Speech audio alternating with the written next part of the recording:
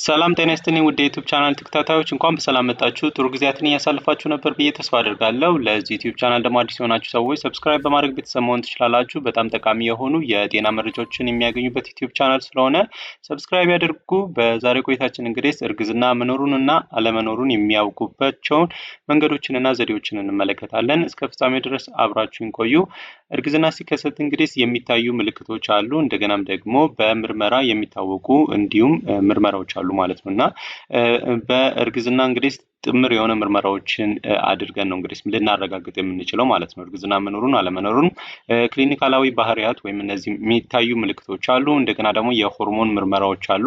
ሌላኛው ደግሞ አልትራሳውንድ ምርመራ አለ። እንግዲህ የአልትራሳውንድ በማድረግ እንግዲህ እርግዝና መኖሩን አለመኖሩን እናውቃለን ማለት ነውና በሶስት እንከፍላቸዋለን የእርግዝና ምርመራዎችን። እነዚህንም ፕሪዘምፕቲቭ ሳይንስ እንላቸዋለን። እነዚህም እንግዲህ ግምታዊ ምልክቶች ናቸው። እርግዝና ሊኖርም ላይኖርም ይችላል እንደዚህ አይነት ምልክቶች ከተከሰቱ። ሌላኛው ደግሞ ፕሮባብል ሳይኖች እንላቸዋለን ማለት ነው። ከነዚህ ከፕሪዘምፕቲቭ ሳይንስ ወይም ከግምታዊ ምልክቶች የተሻሉ ቢሆኑም ግን 100% እንትን ብለን አለ ብለን መደምደም አንችልም ማለት ነው በፕሮባብል ሳይን ጊዜ። ሌላኛው ደግሞ እነዚህ ፖዚቲቭ ሳይን ወይም ምልክቶች ወይም አዎንታዊ ምልክቶች የምንላቸው አሉ ማለት ነው። እነዚህ እንግዲህ እርግዝና መኖሩን አለመኖሩን ማረጋገጫዎች ናቸው። እነዚህ ኮንፈርም የምናደርግባቸው ምርመራዎችና ምልክቶች ናቸው ማለት ነው። በመጀመሪያ እንግዲህ ፕሪዘምፕቲቭ የምልክቶችን ወይም ግምታዊ ምልክቶችን ስናይ እንግዲህ ይህ እንግዲህ በነፍሰ ጡር ሴት የሚሰማት ወይም የሚታያት ምልክቶች ናቸው። እንግዲህ እነዚህ እርግዝናን ሊያመለክቱ ይችላሉ። ነገር ግን እርግጠኛ ሆነን 100% ልንደመድም አንችልም። ከነዚህ ምልክቶች መካከል እንግዲህ አንደኛ የወር አበባ መቅረት ነው ወይም መዘግየት ማለት ነው። እንግዲህ ከ35 ቀን በላይ በሚሆንበት ጊዜ የወር አበባ ሳይመጣ የዛኔ መጠራጠር ሊጀመር ይችላል ማለት ነው። ምናልባት ነፍሰ ጡር ሆኜ ሊሆን ይችላል ወይም አርግዤ ሊሆን ይችላል ብላ አንድ ሴት ልትጠረጥር ትችላለች ማለት ነው።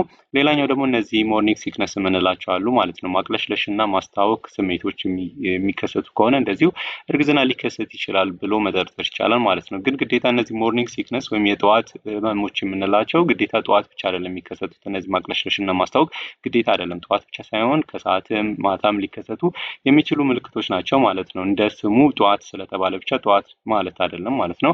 ሌላኛው ደግሞ እንደዚህ የጡት አካባቢ የጡት መጨመር ሊሆን ይችላል፣ መጠኑ መጨመር ሳይዙ ማለት ነው። እንደገናም ደግሞ ህመም ወይም ቴንደርነስ የመሰማት ሁኔታ ሊከሰት ይችላል ማለት ነው። ሌላኛው ደግሞ የድካም ስሜት ሊሰማ ይችላል። ሌላኛው ደግሞ እንደዚህ ተደጋጋሚ የሆነ ሽንት መሽናት ወይም ሽንት ቤት መመላለስ ሊሆን ይችላል።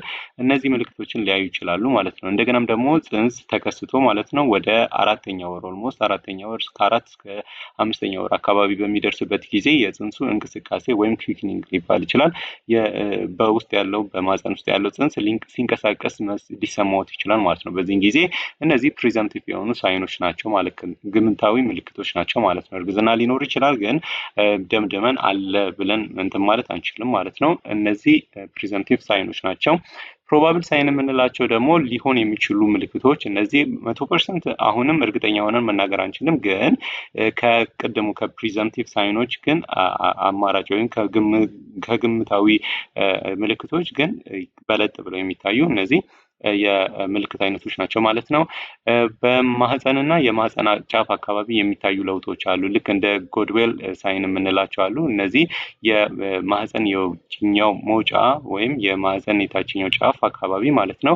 እዛ አካባቢ በሚለሰልስበት ጊዜ አንደኛው ሳይን ነው። ሌላኛው ደግሞ ሄጋር ሳይን ወይም ምልክት የምንለው እንግዲህ በየታችኛው የማህፀን ክፍሎች እንደዚሁ በሚለሰልሱበት ጊዜ እነዚህን ሄጋር ሳይን እንላቸዋለን። ቻድዊክ ሳይን የምንለው ደግሞ እዚህ የማህፀን የውጭኛው ክፍል እና የሴት ብልት አካባቢ እንግዲህ እነዚህ ሰማያዊ ወይም እነዚህ የወይን ጠጅ ቀለም መቀየር እነዚህ አንደኛው ሳይኖች ናቸው፣ ምልክቶች ናቸው ማለት ነው። የእርግዝና መኖሩን የሚያመለክቱ ማለት ነው። ሌላኛው ደግሞ የማህፀን መጠን መጨመር ወይም የሆድ መጠን ወይም ሳይዝ መጨመር ማለት ነው። እንግዲህ ደረጃ በደረጃ ወይም ጊዜ ከጊዜ የሆድ መጨመር የሆድ መጠን መጨመር ይህም አንድ የእርግዝና ምልክት ሊሆን ይችላል ማለት ነው። ሌላኛው ደግሞ የእርግዝናና ላብራቶሪ ምርመራዎች ናቸው። እንግዲህ የእርግዝና ላብራቶሪ ምርመራዎች እነዚህ ኤችሲጂ እንላቸዋለን። ሂውማን ኮሪዮኒክ ጎናዶትሮፒን የምንለው ሆርሞን አለ፣ የሆርሞን ምርመራ ማለት ነው።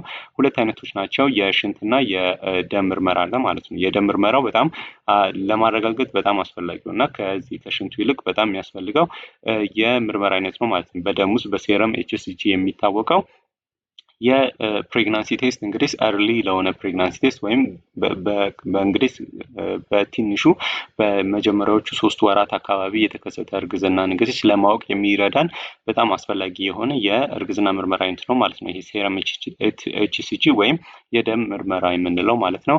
የሽንት ምርመራ እንግዲህ በቤት ውስጥም ልናደርጋቸው የምንችሉት የምርመራ አይነቶች ናቸው።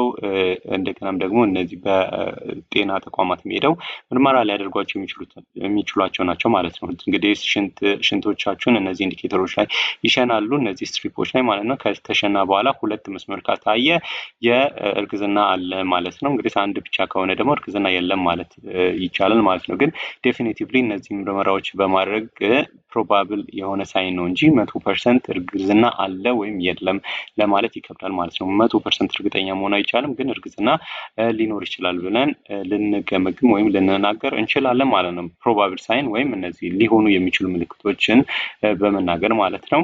በዋነኛነት ግን እነዚህ አዎንታዊ ምልክቶች ወይም ፖዚቲቭ ሳይንስ የምንላቸው ነው የምንጠቀመው። ፖዚቲቭ ሳይንስ ማለት ለምሳሌ በእርግጠኝነት እርግዝና አለ ብለን የምናረጋግጥበት ነው ማለት ነው። ስለዚህ እነዚህ ፖዚቲቭ ሳይኖች ካሉ እርግዝና በትክክል 100% አለ ማለት ነው።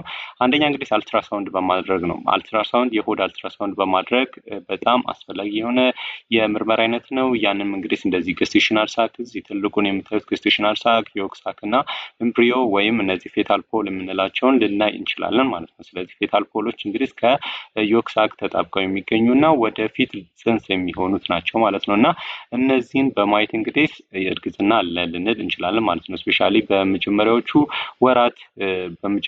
ወራት የምናያቸው ምልክቶች ናቸው ማለት ነው። ከ4 እስከ 6 ሳምንት ባለው ውስጥ የምናያቸው የአልትራሳውንድ ግኝቶች ናቸው። እነዚህን በማየት እንግዲህ ጽንስ አለ ወይም የለም ለማለት እንችላለን ማለት ነው።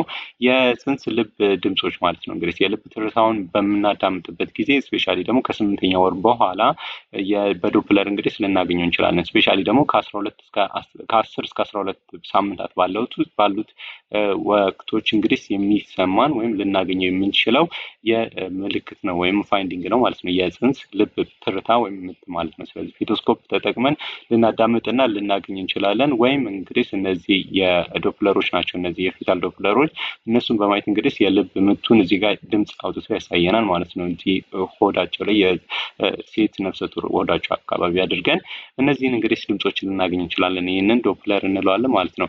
ሌላኛው እንግዲህ የጽንስ እንቅስቃሴዎችን ልናገኝ እንችላለን ማለት ነው። አልትራሳውንድ አድርገን እንግዲህ ተለቅ ያለ ይሄኛው ምስል ላይ ለምሳሌ የ4 ወር ጽንስ ነው ማለት ነው። ስለዚህ ተለቅ ያለ ጽንስ ልናገኝ እንችላለን። ወይም እንግዲህ ከ20 ሳምንታት በኋላ ደግሞ በሐኪም ፓልፔት አድርገን ወይም ነካክተን ብቻ ሆድ አካባቢ የጽንስ መኖሩን አለመኖሩን ልናገኝ የምንችልበት ምልክቶች ናቸው ማለት ነው። እነዚህ ምልክቶች አሉ ማለት እርግዝና በእርግጠኝነት 100% አለ ማለት ነው። ስለዚህ ለማረጋገጥ የምትፈልጉ ከሆነ እርግዝና መኖሩን አለመኖሩን ስፔሻሊ ሐኪም ቤት በመሄድ የጤና ተቋም በመሄድ እንግዲህ በጤና ባለሙያ መመርመር ያስፈልጋል ማለት ነው። ቤት ውስጥ ደግሞ ማወቅ ከፈለጋችሁ ቅድም እንዳልነው የሽንት ምርመራ በማድረግ እንግዲህ ልታውቁት ትችላላችሁ ማለት ነው። ስለዚህ ከነዚህ ከሶስቱ ከፕሮባብል ፕሪዘምቲቭ እና ከፖዚቲቭ ሳይኖች መካከል እንግዲህ ፖዚቲቭ ሳይኖች 100% ማረጋገጫ የምንችልበትና መኖሩን በድፍረት መናገር የምንችልበት የምልክት አይነት ነው ማለት ነው እርግዝና መኖሩን። እና ውድ ተመልካቾቼ ለዛሬ ይዤላችሁ የቀረብኩት የጤና ርዕስ ይህንን ይመስላል። ጥሩ እውቀት ጨብጣችኋል ብዬ ተስፋ አደርጋለሁ። ሌላ ደግሞ በምን ርዕስ ላይ እንድሰራላችሁ የምትፈልጉት ርዕስ ካለ ኮሜንት ሴክሽኑ ላይ አስቀምጡልኝ። ሌሎች ቪዲዮዎችን እያያችሁልኝ አሪፍ መረጃዎች ናቸው የሚቀርቡበት የዚህ ዩቲዩብ ቻናል። እንግዲህ በሌላ ቪዲዮ እስክንገናኝ ድረስ ላይክ፣ ሼር እና ሰብስክራይብ ያድርጉ። መልካም ጊዜ ይሆንላችሁ። ቻው።